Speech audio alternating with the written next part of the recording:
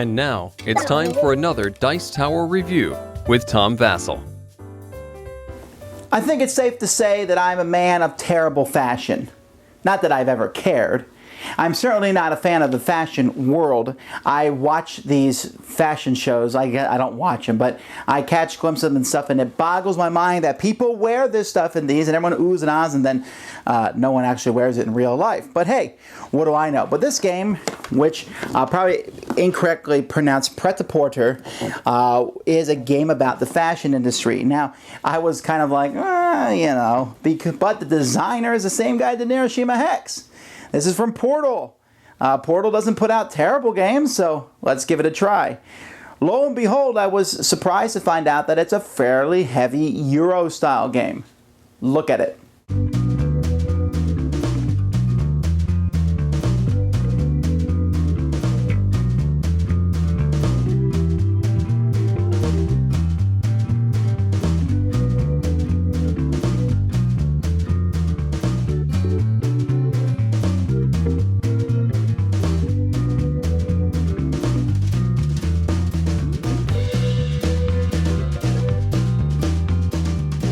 There is a lot of pieces involved in this game. We have piles of money, we have cubes that show the different kinds of resources, different fabric materials. We have different tokens, we have piles of cards, we have discs. There's a lot going on. Each player is going to get one of these down here, and this basically is a way for them to keep track of how much monthly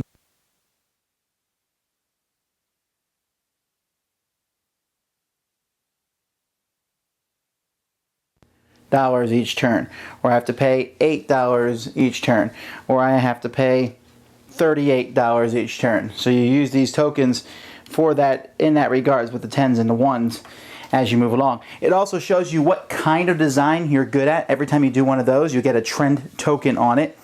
And there's a spot down here. You have 3 workers working for you, and you can see that each one of those workers costs you $1 or $1,000, I should say, $1,000 per month to work for you. But those can be replaced by other workers. Now, I am not going to be giving a complete overview of the game. There's just too much going on. I have to say that the rulebook leaves a little to be desired. I understood it, but there was lots of times where I was paging back and forth. So there is that, and they have put out a FAQ for the game if you want to know more about it. And there's also, look at this, there's 4 different sheets that talk about the different cards and different things going on. These sheets are in such small print, though, that I found myself referring to the rule book, and you really have to, because the buildings all have symbols on them, and once you play the game quite often, you'll remember what these symbols do, but many of the symbols are not that intuitive, and you'll have to look up and see what the symbols mean. This game is a worker placement game, and each turn, and the turns of this game, by the way, are 12 over here. You can see the months of the year, and you'll put a turn marker to show what month you're on. First 2 months are planning, and then every 3rd month, every quarter, there is a fashion show. The fashion shows are going to take place in different cities, and for that, you will look at city cards. So, for example, maybe the first fashion show takes place in Berlin. And in Berlin, they're going to check on 4 different things. The most important thing is your PR. Then the next important thing is the number of items you have in your display. Then the next important thing is quality. And then the last important thing is trending. And so it's different in Berlin than, for example, than it is in London. So the first month, you'll do one of these. The second, the 3rd month, the 6th month, you'll go to 2 cities. But then you only do the top 3 things. Then the 9th month, you'll go to 3 different cities, and these are randomized each time, and you only check the top 2 things. And then finally, on the last of the year, you'll go to the 4 big cities: New York, Beijing, Rio de Janeiro, Sydney. These cities are always the same, and they're only going to check the top thing. The bottom thing is only checked if a certain card comes. What you're trying to do is you're trying to produce a clothing line of things that you can show off at this year. So you have 2 months to get ready for this show, to show off your collection, and a collection has to be the same type. You'll see here a couple of these collection cards. These are the same type. I know this because they have the same background color, and they also have the same symbol down here. I don't know, this is a vintage collection, and here I have a pair of pants and a skirt. That doesn't matter so much. But this one here takes a black and a green cube. This one takes a blue and a green cube. And if I sell this one, I'll get $15, 15,000. I'll sell this one, I get 15,000. And this one is already comes with an automatic quality symbol on it. So when I go to a show, I can take these two because they're the same. I could take this one here by itself, but I couldn't put these two together with that. Oh, even if I got this one, there's three now that are the same. So you can only take them to a show if they are the same kind, and you can pick which kind you take, but you also have to have the cubes to build them. So what the game is going to do is you're going to try to get a collection of these cards, finish them by getting the cubes, the resources you need, and then getting as many of these other tokens as you can, quality tokens and PR tokens and trend tokens, so that you can have the best collection. When these collections are judged against one another, you will get different points depending on how many players are in the game, and then these points transfer into stars. Now stars have usefulness because it shows how good you are. And at the end, at the next show, your stars will transfer into money. If you notice, the money has a green side and a yellow side. Green side is cash that you're using. Yellow side actually becomes like value for your company. And so you can't use that money, but at the end of the game, when you add up your money, you will add this to your total costs, or your total amount of money, and whoever has the most money is the winner. Like I said, it's a worker placement game, and each turn of the game you'll be putting workers on different spots. There's fewer spots if there's fewer players. Up here you can get bank loans, which seems like an odd thing to do, but you might need that extra money to get a jump ahead on the competition. Here you can get contracts. These are things that give you great. For example, this one gives you 2 trending tokens. That's fantastic. All you have to do is take the card. But the contract goes away at the end of every quarter. So after the show, the contract goes away, although there is a chance that you can get a person who will let you extend the contract. It's just not as useful. This one now only gives you 1 trending token. Then you have buildings that you can build. Buildings have a cost when you build them, and they also have a maintenance cost. So you'll have to change your maintenance cost on your card as the game progresses. But they give you a special ability, like this one here will give you an extra design card every turn. You can also upgrade your buildings. Each turn you have a chance to upgrade buildings, and so then you will turn it over and it will give you something better. The Design Bureau, a banquet hall, for example, gives you a PR token. When I upgrade it, now it gives me 2 PR tokens, and if there's ever a tie for PR, you automatically win that tie. And then finally, the bottom column here has people. And these are people that you can hire, and what will happen is they will replace these generic people. You can only have 3 people, but each building that you build allows you to hire an extra person. People are better than buildings, in a sense, because they don't cost. You just hire them, and then they have a maintenance fee as time goes by, and they're cheaper to upgrade. But like I said, you can only have 3, and then after that, you need to start building buildings.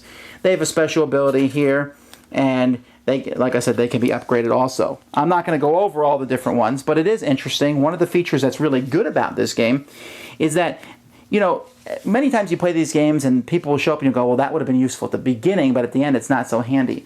This game fixes that problem by, in the last 2 months of preparation, you have specific ones that are going to show up. So these are only really useful for the end game, and that's something that I liked, and that's for all 3 piles.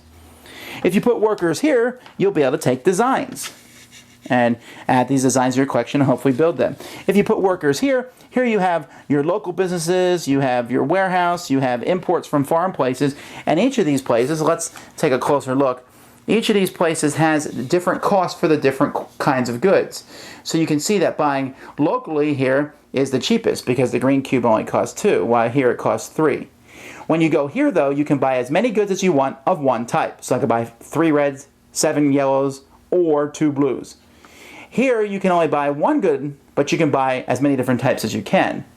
And then here, you can buy goods, one type, as many as you can of that type. And you say, well, why would you buy the more expensive ones? If you notice, here, this one gives you 3 quality chips when you buy goods from this place.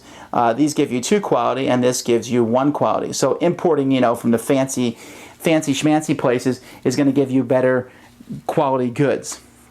And then finally, down here, this is kind of a catch-all thing that you can do. If you put someone there, you can take 2 quality chips, a PR chip, a trending chip, or take $5. So sometimes when you don't know what else to do, that's a good place to put a worker. And so all this, that's basically the game. what you're going to find, though, is you're going to be looking up and figuring this out as these cards are taken. New cards are taking their place, and, you know, the buildings will be replaced. These are wiped every turn. Everything is wiped in between turns. So if there's a building no one wants, it's going to go away. And then you have to kind of balance between getting these buildings and workers and paying their maintenance costs and then making enough money. And money is an interesting thing, because if you win in one of the categories, let's say I have 5 stars because I won a couple of the categories.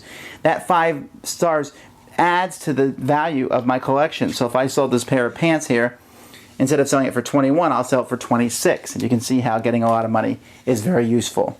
Again, I didn't go over everything involved in the game, but that's kind of a basic overview of how the game works. Well, what can I say? I really enjoy this game. The theme is a little odd. It's kind of when someone walks by your table, what are you doing? Why do you have all those cards with women wearing shirts and dresses, and, you know, and it's like, we're designing clothing, sir. It just feels odd. It's hard for me to get a group of guys to take this game seriously, but I do applaud them for taking a new theme and going somewhere with it, and the game does work about it. If this game has anything negative against it, is it's a long game. There's a ton of choices. There's a lot going on. 3 hours is not a stretch, and I could see the game even lasting to 4 if you have people who are slower. But I think 2.5 to 3 is a more reasonable estimate, and it's heavy. The choices make sense, and for someone like me, it makes sense thematically. So I like this game. I don't know if I'll keep it. I don't know if it's one that will fit in my collection all the time, just because of the heaviness of it, combined with the theme, combined with the people that I often play with are probably not interested in it. But I'm certainly thinking about it, because it's a game that's just interesting and unique and adds in mechanics that we've seen before, but does it in a way where they flow with the theme. So, I guess it's cool to be fashionable sometimes. Thanks so much for watching the Dice Tower videos. Find more great videos and reviews, as well as our top-rated audio podcast at Dicetower.com. You can also find the latest board game news at Dicetowernews.com. I'm Eric Summerer, and you've been watching The Dice Tower. The Dice Tower is sponsored by Fun Again Games, the world's best game source. Fun Again Games has over 5,000 games available. Check them out at funagain.com.